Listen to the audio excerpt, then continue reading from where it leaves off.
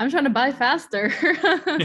The interest rates are rising, but the market's not slowing down. So many people think the market's going to crash, and I don't have a crystal ball, but I don't think it's going to, I'm not planning for a market crash at all. I'm planning for the market to keep continuing up and up. That's why I'm really trying to double down and buy faster while I can still get a good interest rate. Vayna, thanks for joining us on our Thought Leader Spotlight series. I'm your host, Matt Camp, head of partnerships with DealMachine. And on these, we really like to shine a spotlight on industry experts like yourself, hear inspiring stories and really educate our audience on the lessons that you've learned and really see how the real estate industry is evolving. So really excited to have on Vayna Jerabek.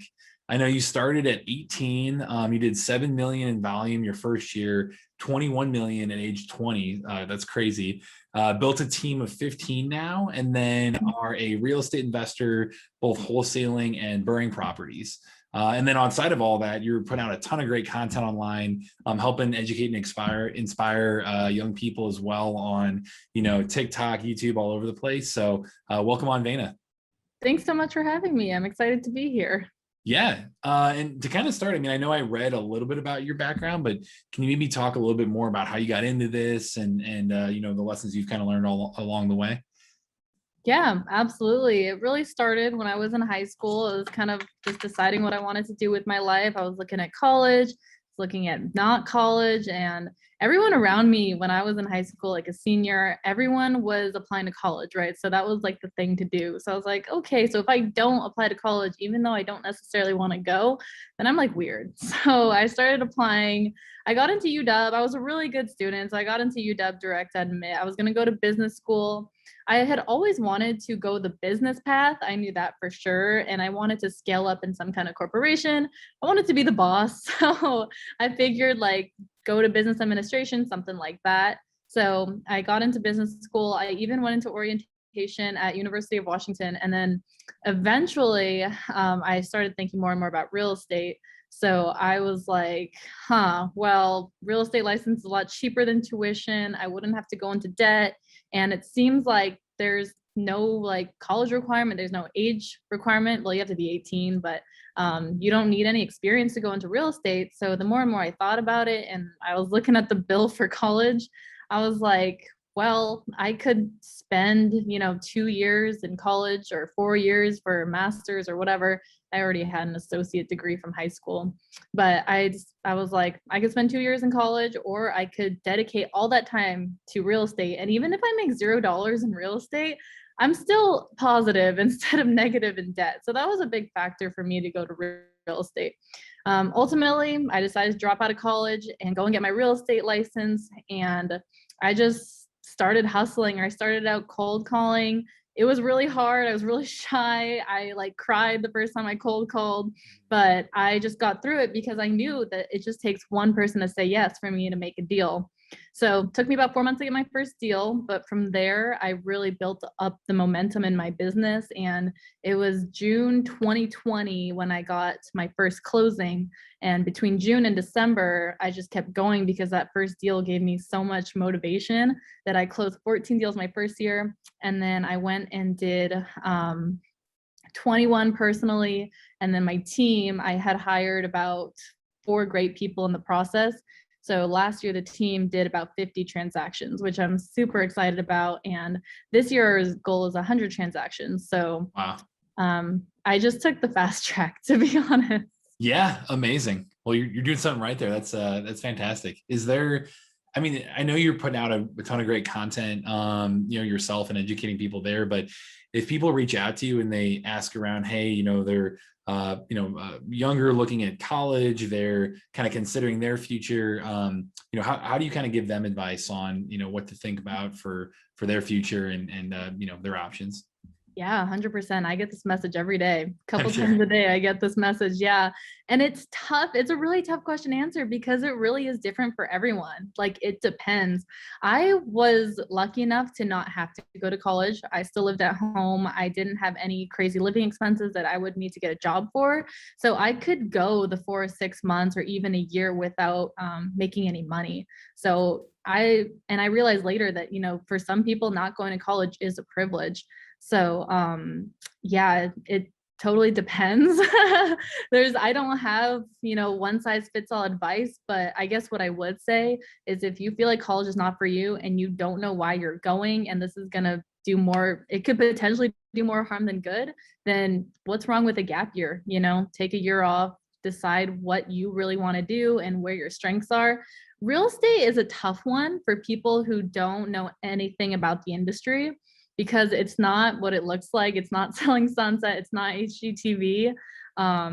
It's a lot of hustle. And I've hired a lot of people in the past. I've probably gone through maybe almost 20 people who came to work for me for a few days and then I never saw them again because they didn't really know what they were getting into. So there's a lot of opportunity in the field if you want to hustle for it, if you can hustle for it. But I guess my advice is to just really know where your strengths are and know what you want to do and really weigh the pros and cons of something like college or being an entrepreneur. Yeah, I appreciate the, that mindset. And like you said, there's not going to be a one size fits all, something like that. So if you do decide, hey, I want to go the real estate route, can you kind of give us the playbook a little bit around where you start and how you get into it and kind of that, day one, here's, if I was starting over, here's what I would do. Yeah, that's a good question. So if I was starting from day one, that's a good one. I've actually made a bunch of videos on this, but my general thing is if I were to start from day one, I would work with a real estate agent who's pretty well established or, someone like me who has done a good amount of deals and their experience and they have the resources, but they still want to do more deals. And I would approach that person and I would be like, hey, I want to work for you for free just to gain experience, or, some kind of bonus you could work out. But just to learn what real estate is, it's very low risk. It's no really pressure. And I would learn the industry that way. And then meanwhile, I would get on my books and my YouTube and my real estate coaching resources and figure out how to get licensed in real estate. And then that way you don't put that much into it. You don't spend that much money on a license or a course, and you can still figure out whether you like real estate or not. It's a really easy way to ease in by working with a licensed real estate agent. And then the best thing about doing that is that once you do get your real estate license and you earn the right to earn commission, because that's the only thing the license does for you really. But once you get your license, then you're like off to the races because you already have the skills and you can make a lot of money out the gate. That's how my internship works. I train people on how to sell real estate and then they can earn bonuses. But once they get their real estate license, then they start selling really quickly because they already have the skills. That's great. I know you often talk about, the difference between being an agent and an investor. Can you maybe talk a little bit more around, what the difference is there and why agents should be considering being an investor and, kind of your thoughts there? Yeah. So being a real estate agent is pretty different from being an investor. I started out as an agent, so helping people buy and sell properties. With being an agent, you're prospecting for like listings and buyers, right? And just servicing people. Some people call it babysitting. You're helping your buyers, you're showing homes, you're writing offers, you're negotiating on their behalf. And then being an investor, there's a lot of different types of investors, as you know. There's wholesaling, there's flipping, there's buying rental properties. But the real core of being a real estate investor, at least for me, is finding motivated sellers. So I am on the ground finding the deals myself to either wholesale or keep or flip if I have to. And so it's actually interesting because my real estate business has shifted to where I only prospect for investments.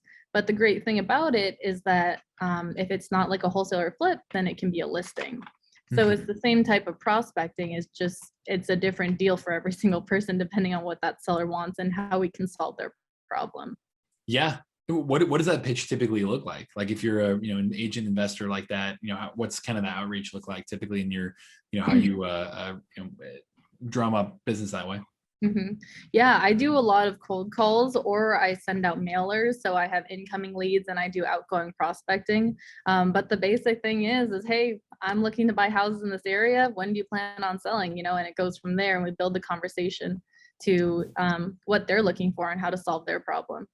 That's great. And then you said you're really focused on kind of a combo of wholesaling and BRRRRing, correct? Yep. Okay. On the BRRRR side, can you maybe walk our audience through how you approach that and the framework for that and kind of give your playbook there a little bit? Yeah, well, they're really similar. To be honest, when I wholesale houses, I tell them I'm buying it, right? I'm looking to buy houses. And if it's just not a good deal for me, then I'll assign the deal and I'll make my fee, right? But with BRRRR, I'm buying it and I'm keeping it. So I put it under contract, I pay for it, I close on it, and then I start the renovation. And then I go through that process to get it all fixed up and then refinance at the new value, then rent it out. Does that Yeah. answer the question? Yeah. Yeah. And I think our audience is just curious on, yeah, your framework of, the playbook behind that. And then how do you go about determining if you're going to keep it or sell it long-term as well? Oh yeah, for sure. It's by the margin percent. So 70% is the BRRRR number, your purchase price plus your rehab, divided by ARV. And so when it's 70%, that's how I know I want to keep it. And as long as the rent also covers the mortgage and it's in a great appreciating area, then it's definitely a BRRRR and I definitely want to keep it. But if it's any more than that, then I'll wholesale it. Awesome. And I know you mentioned a variety of different kind of marketing methods that you're using to reach out to people. Can you talk through your prospecting process and how you build that list and kind of get started there? Yeah, for sure. So I do a couple things to prospect for sellers. Number one, I send out direct mail like postcards, and then I do cold calling. Those are my two main ones. And I also door knock, but I definitely cold call more than I door knock. I need to get back on my door knocking game. But I use I use data services to find the owner's information and build my list, and then I throw it into a dialer for cold calling, and then I drive for dollars by using, I use DealMachine to drive for dollars. And I really like it because even when I'm just out and about and not like purposely using my time to drive for dollars, if I just happen to see a property, I can really easily go into the app and pinpoint the property and add it to my list to call later or to send letters to. Yeah. But those are my main sources. Yeah. Appreciate the shout out too. Yeah, it's a good app. I love how you've really kind of, thought about this as an entrepreneur as well. Like you've built a business around this, you've hired quite a bit. Can you talk a little bit around the team you're building and like the, how you go about doing that, how you go about hiring, kind of your process there? Yeah, for sure. My team really started. It's interesting because I wasn't planning to build a team at all when I first started. I was a solo agent. I was shadowing other agents in my brokerage to learn the business and, figure out how to do this for myself, And then once I got on my feet and I was doing it by myself, I was like, I really actually don't like cold calling. So I had some people reaching out to me, just people I knew from like school or my network. This was way years ago, 2 years ago. And I started hiring people to do the cold calling basically. And I was like, hey, they were like high school, college age. So like $1,000 for a deal sounded like crazy money to them. So I was like, hey, if you want to do these cold calls, I'll pay you $1,000 per deal you get, right? And that's how, after my first few deals, and then I brought them on, and that's how my business grew. It really became part of my business model without me knowing it. And from there, I hired 3 more people. So we were a team of 6 for about a year. And then these past few months, I've had a lot more people reaching out to me on social media to join my team.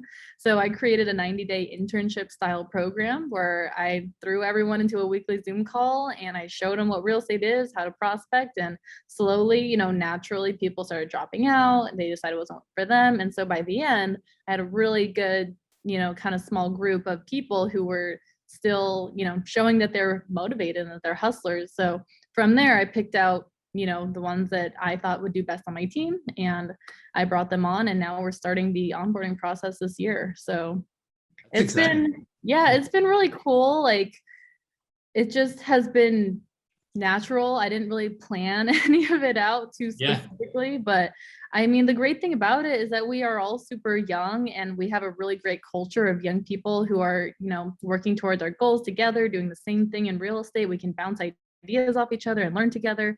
We go to coaching events together. So yeah, it's really cool especially to be like, the youngest ones in the room. There's a whole group of us. It's awesome. No kidding. Yeah, I was gonna say you stumbled into a great model, and especially with I love the like program together and building up a kind of a team culture that way too. But sounds like you're getting people to buy into the long term and be excited to be with you for a long time. So Yeah, 100%. It really like me, a lot of the people on my team have started around like they want to buy rental properties for the passive income. Long term, we don't want to work. We want to be able to retire, right? So Uh-huh. it's something like real estate where you can make a lot of money in a short amount of time and then save up that money to buy rental properties. That's where we're all kind of at and the goal we're all working towards. So it's pretty cool to be both real estate agents and investors at the same time. Yeah, no kidding. And I think, I mean, I know you mentioned the content piece as well and how people are reaching out to you now from your online, brand as well. Do you have any tips there for people who are, looking at online as an avenue to invest in their future and build their brand and, any content related tips I think people will find really valuable too?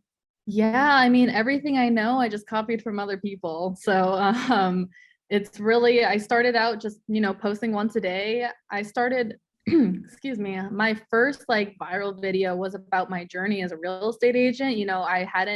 I didn't make any crazy money, but I was doing pretty above average things for how old I was, and that caught a lot of attention. And just since then, I've just been documenting the journey, like little things I do and where I came from, where I'm at now, and the process it took. Just kind of sharing what I wish I knew when I was younger and sharing what I think my generation should know to build a better future for ourselves. That's where I center my content around. But other than that, just providing real value is what I do. I don't really gatekeep. I tell it like it is. I show what it's really like in real estate. So I think people really respond to real value. That's the big thing. Yep. What do you think people should know to help them make a better life for themselves? Yeah, that's what we try to do here too. So you're doing great work. Keep it up. Love it. Last question too. I know you probably get this, probably I would guess a decent amount as well. But when it comes to the market itself, is there anything that you're changing this year in terms of your investing strategy, or anything you're shifting according to how you see the market playing out? Or I'm trying to buy faster. The interest rates are rising, but the market's not slowing down. So many people think the market's going to crash, and I don't have a crystal ball, but I don't think I'm not planning for a market crash at all. I'm planning for the market to keep continuing up and up. That's why I'm really trying to double down and buy faster while I can still get a good interest rate. Yeah, But love it. don't wait to buy real estate, then wait. So same thing, everything good is long term. 100%. Yeah. And I think most people you'll see on here, I'll ask that question pretty often. I think most of them are in that boat as well in terms of how they're I like approaching that. So, yeah, you're I think you're you're onto something. But awesome. Well, I really appreciate the time, Vayna. This was great. Where can people get in touch with you? I know you have quite a few things online going on, but yeah, I mean, I have a pretty unique name. So if you just Google me, you can see all my channels, but I'm really getting on to posting a lot more content on my YouTube channel. And then I'm very active on my TikTok and Instagram is where I'm at. Perfect. Well, there you go. I'll make sure, we'll link to all of that. And then, you put out great stuff. So I highly recommend the follow. But thanks again for joining us, and really enjoyed it today. Thanks so much, Matt. It's really fun to talk to you. Yeah. Everyone watching, this is Matt Camp with DealMachine, and happy deal finding.